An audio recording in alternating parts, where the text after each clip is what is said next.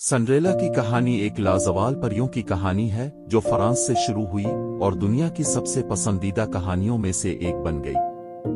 یہاں اس کلاسک کہانی کا خلاصہ پیش ہے کہ ایک زمانے کی بات ہے، ایک نہایت مہربان اور نرم دل لڑکی تھی جس کا نام سنڈریلا تھا۔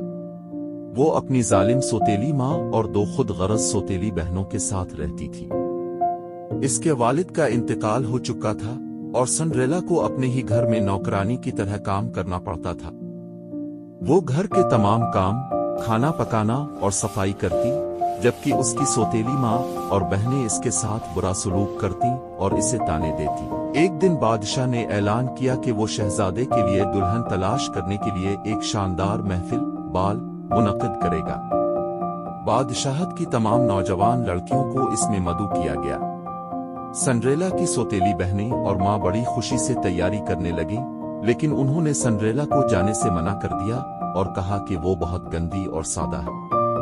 دل شکستہ سنڈریلا نے دیکھا کہ اس کا خاندان محفل میں جا رہا ہے۔ اس نے دل ہی دل میں خواہش کی کہ کاش وہ بھی جا سکتی۔ اچانک اس کی پری ماں فیری گارڈ مدر کے ظاہر ہوئی اور اپنی جادوئی چھڑی کے ایک اشارے سے سنڈریلا کے پھٹے پرانے کپڑوں کو ایک خوبصورت لباس میں بدل دیا اور اس کے پرانے جوتوں کو چمکتے ہوئے شیشے کے جوتوں میں تبدیل کر دیا۔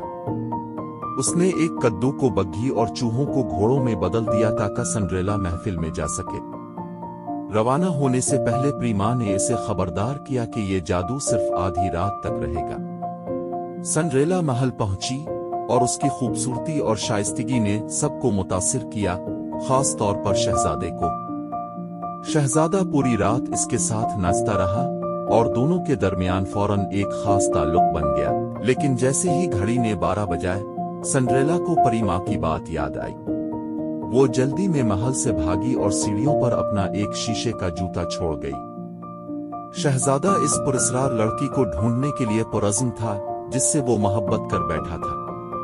وہ شیشے کا جوتا لے کر پوری ریاست میں گھر گھر گیا تاکہ وہ لڑکی مل سکے جس کے پاؤں میں یہ جوتا بالکل فٹ آ جائے۔ جب وہ سنڈریلا کے گھر پہنچا تو اس کی سوتیلی بہنوں نے جوتا پہننے کی کوشش کی، لیکن وہ ان کے پاؤں میں نہیں آیا۔ آخر کار سنڈریلا کو بھی جوتا پہننے کا موقع دیا گیا۔ جوتا اس کے پاؤں میں بالکل فٹ آ گیا۔ سنڈریلا اور شہزادہ خوشی سے دوبارہ مل گئے۔ کچھ ہی عرصے بعد ان کی شادی ایک شاندار تقریب میں ہوئی اور سنڈریلا نے اپنی سوتیلی ماں اور بہنوں کو معاف کر دیا۔ اس طرح اس نے اپنی مہربانی کا ثبوت دیا۔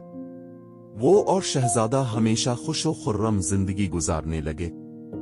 سبق: سنڈریلا کی کہانی ہمیں سکھاتی ہے کہ مہربانی، صبر اور امید آخرکار خوشی تک لے جاتے ہیں، اور یہ کہ ایک عام انسان بھی اپنے خواب پورے کر سکتا ہے۔